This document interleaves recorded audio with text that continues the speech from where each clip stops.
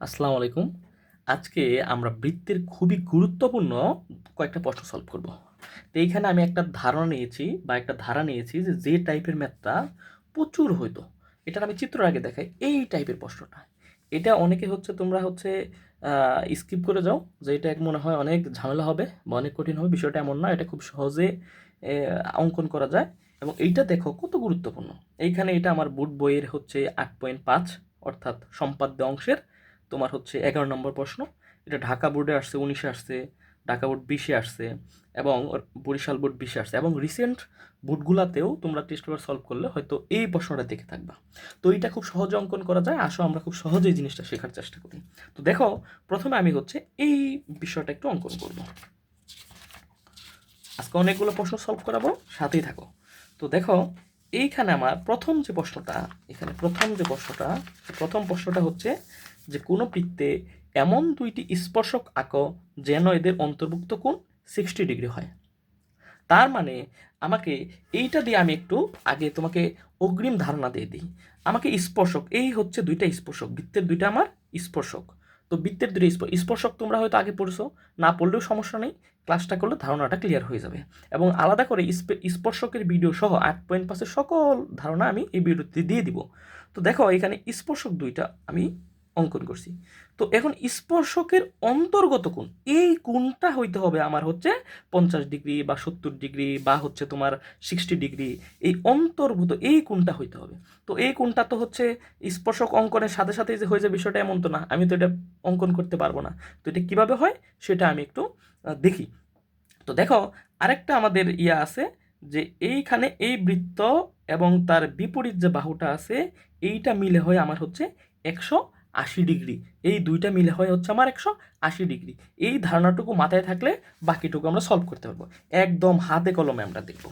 যে তাহলে এখানে যেহেতু এটা আমি এক সাধারণ প্রশ্ন নিয়েছি, একদম বোর্ড বইয়ের প্রশ্নটা তুলে দিছি, 11 নম্বর প্রশ্নটা 8.5-এর, যে বৃত্তের এমন দুটি স্পর্শক আঁকো যেন এদের অন্তর্ভুক্ত কোণ 60 ডিগ্রি হয়। তাহলে এখানে কোনো মান নাই, আমি সাধারণ একটা মান ধরে প্রশ্নটা সলভ করতেছি।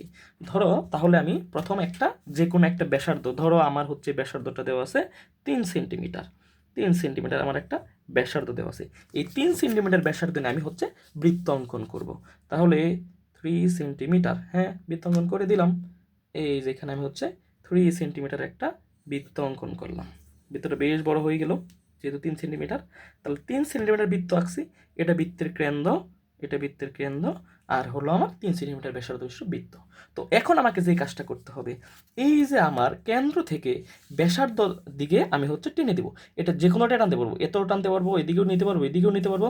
তবে সুবিধা হলো এই বরাবর নেও। কেন এই বরাবর নেওয়া একটু পরে তোমরা বুঝতে পারবা। অনেকে বলতে পারো সোজা কেন নেব না, সোজা হলেও হবে। তো এটা আমি বাঁকা কেন নিচ্ছি, তখন ম্যাথটা করার পরে বুঝতে পারবা। তো এইখান থেকে আমি টেনে দিলাম। এইটুকু টানার পর আমার যে কাজটা করতে হবে, আমাকে বলছে যে যে স্পর্শক দুইটা আঁকবো তার অন্তর্গত কোণ হবে 60 ডিগ্রি। তার অন্তর্গত কোণ হবে কত ডিগ্রি? 60 ডিগ্রি। তাহলে অন্তর্গত কোণ যদি আমার 60 ডিগ্রি হয়, তাহলে এই কোণটা কত ডিগ্রি হবে? আমি আগেই বলেছি বিপরীত কোণ দ্বয় আমার চতুর্ভুজের বিপরীত কোণ দ্বয় এখানে 180 হবে। তাহলে এটা যদি 60 হয়, এটা কত হবে? 120 ডিগ্রি হবে। তাহলে এখানে আমি 120 ডিগ্রি অঙ্কন করবো। 120 ডিগ্রি অঙ্কন চাঁদার সাহায্যে অঙ্কন করা যাবে বা কম্পাস সাহায্যে অঙ্কন করা যাবে। এখানে আরেকটা জিনিস দেখাই দিই যে 120 ডিগ্রি কীভাবে কম্পাসের সাহায্যে অঙ্কন করা যায়। যে কোনো ব্যাসার্ধ নিয়ে আমি একটা এখানে বৃত্তচাপ আঁকবো, যে কোনো ব্যাসার্ধ নিয়ে একটা বৃত্তচাপ আঁকবো, হ্যাঁ, আঁকলাম। এখন ওই একই সমান ব্যাসার্ধ নিয়ে এইখানে একটা বৃত্তচাপ, আবার ওইটাকে কোনো কাটাছেঁড়া করা যাবে না, কাটাছেঁড়া করা যাবে না, এইখানে একটা বৃত্তচাপ। তাহলে এইটা যেটা হলো সেটা 120 ডিগ্রি, সেটা 120 ডিগ্রি। ওকে, আমি এটা টেনে দেবো 120 ডিগ্রি। আবার তোমরা যদি বলো যে এইভাবে করবো না, যেহেতু কম্পাস সাহায্যে বলা হয় নাই, তাহলে আমি চাঁদা দিয়ে করবো, চাঁদা দিয়ে মেপেও করতে পারবা।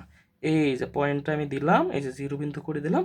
দেখো আমাদের এই যে 120 ডিগ্রি একটু এদিক সেদিক হয়ে যায় আমার পেন্সিলের জন্য, তাহলে 120 ডিগ্রি ওটা হয়ে যাবে। তো এখন কি করব, আমার দুইটা বিন্দু হয়ে গেছে। এখন এইখানে আমি দুইটা স্পর্শক অঙ্কন করব, এইখানে স্পর্শক অঙ্কন করব। তাহলে এটা কিভাবে স্পর্শক অঙ্কন করা হবে একটু ভালো করে খেয়াল করো। স্পর্শক অঙ্কন করার জন্য আমি এটা কি করব, এই বিন্দুতে একটা বৃত্তে স্পর্শক অঙ্কন করে, কিভাবে স্পর্শক অঙ্কন করে আমার এখানে 90 ডিগ্রি রাখতে হবে। তাহলে কম্পাস সাহায্যে 90 ডিগ্রি অঙ্কন আমি কিভাবে করব, এই যে খেয়াল করো যে আমি এইখানে যে কোনো ব্যাসার্ধ নিয়ে আমি কি আঁকবো, একটা বৃত্তচাপ অঙ্কন করব।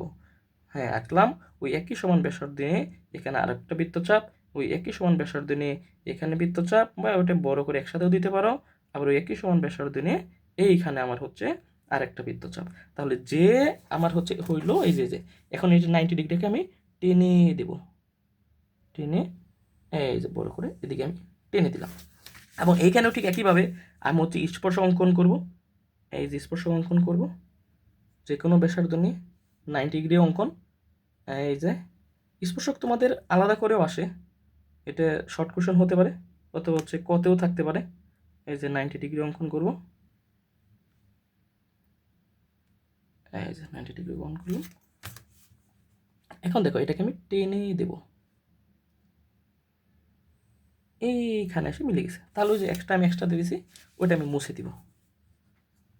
হ্যাঁ, এখন এই যে আমার কোণ উৎপন্ন হইলো, এই কোণটাই হচ্ছে আমার 60 ডিগ্রি, এই কোণটাই হচ্ছে আমাদের 60 ডিগ্রি, এই কোণটাই আমাদের হচ্ছে 60 ডিগ্রি।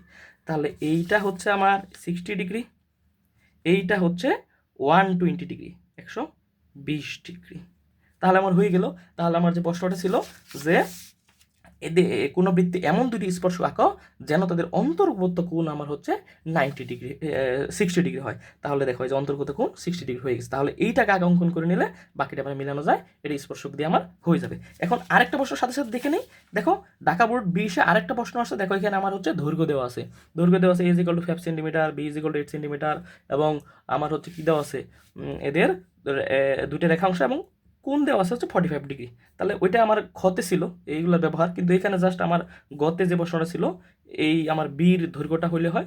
দেওয়া আছে b/2 ব্যাসার্ধ বিশিষ্ট একটি বৃত্ত এঁকে এতে এমন দুটি স্পর্শ আঁকো জেনে তাদের অন্তর্ভুক্ত কোণ কত হয়, 90 ডিগ্রি হয়। অন্তর্ভুক্ত কত হবে, 90 ডিগ্রি হবে। তাহলে এখানে 90 ডিগ্রি এটা একটু ব্যতিক্রম, অন্যগুলোর থেকে একটু ব্যতিক্রম।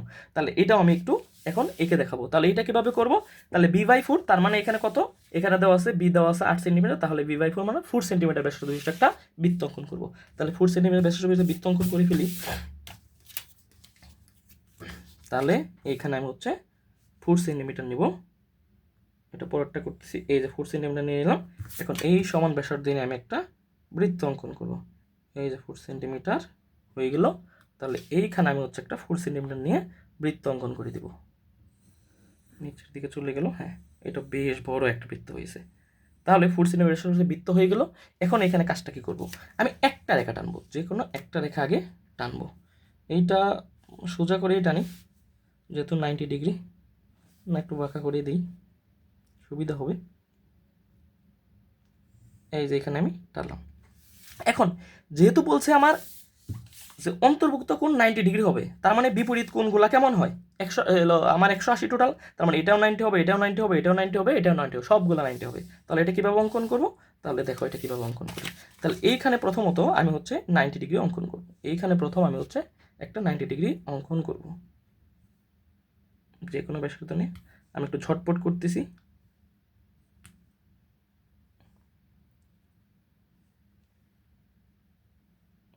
হয়ে গেল, আমার এখানে 90 ডিগ্রি হয়ে গেছে।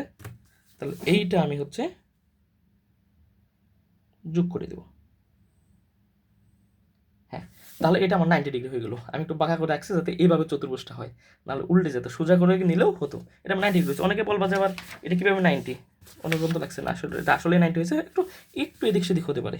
এই যে দেখো পয়েন্ট বিন্দুতে দিছি, এই দেখো একটু এদিক সেদিক হয়েছে, ওটা আমার পেন্সিলের জন্য। পেন্সিল যত শার্প থাকবে আমার চিত্র, এই না এটা তো হয়ে গেছে, একদমই মোটামুটি কাছাকাছি চলে আসছে। আচ্ছা, এবার এখন এইখানে আর এইখানে আমি দুটো স্পর্শক অঙ্কন করব। এখানে স্পর্শক, এটা সলভ করলে অনেকগুলো এমসিকিউ পারবা। এখানে হচ্ছে আমি স্পর্শ অঙ্কন করবো, ঠিক আছে, কীভাবে, আগের মতোই। আশা করি এখন বুঝে গেছো।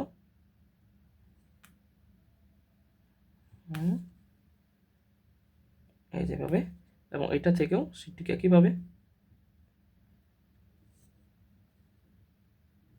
বড় করেই দিলাম। আমি একটু দ্রুত করতেছি যাতে ভিডিওটা বড় না হয়, তারপরে মনে হয় অনেক বড় হয়ে যাবে। হ্যাঁ, দেখো তাহলে এটাকে আমি টেনে দেব এইভাবে, স্পর্শক দিলাম, এবং এইটাকে এখন টেনে দেব, এটা টেনে দেব এই বরাবর। তাহলে দুইটি স্পর্শক হয়ে গেছে এবং তাদের অন্তর্ভুক্ত কোণ আমার হচ্ছে 90 ডিগ্রি হয়ে গেছে। তাহলে দেখো এটা সহজেই দেখলেই বুঝতে পারতেছি, যেহেতু 90 ডিগ্রি কোণগুলো সমান তাহলে একটা বর্গ, এটা কিন্তু আমার একটা বর্গ হয়ে গেছে, এটা একটা বর্গ হয়ে গেছে। তাহলে এখানে দেখো এটাও 90 ডিগ্রি, এটাও 90 ডিগ্রি, এবং এই যে স্পর্শক অঙ্কন তো অবশ্যই 90 করে করতে হয়, এটা 90 ডিগ্রি হয়ে গেছে। আশা করি বুঝতে পারছো। এবং যদি এখন অন্য অন্য প্রশ্নগুলো থাকে, যেমন এটাও বোর্ডে এখন ইদানিং খুব আসে, এটা 35 ডিগ্রি, তার মানে এটা যদি 35 ডিগ্রি হয় তাহলে আমার কেন্দ্রিক কোণটা কত ডিগ্রি হবে? হবে আমার হচ্ছে 145 ডিগ্রি।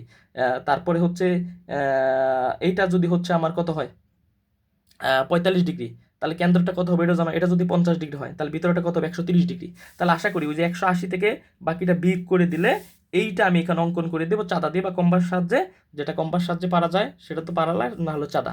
আর বাকিটা হচ্ছে যোগ করে দিলে অন্তর্গত কোণটা আমার হচ্ছে ইয়া হয়ে যাবে, ওই নির্দিষ্ট কোণটা পেয়ে যাবো। আশা করি বুঝতে পারছো। কোনো সমস্যা থাকলে অবশ্যই তোমরা কমেন্টে জানাবা।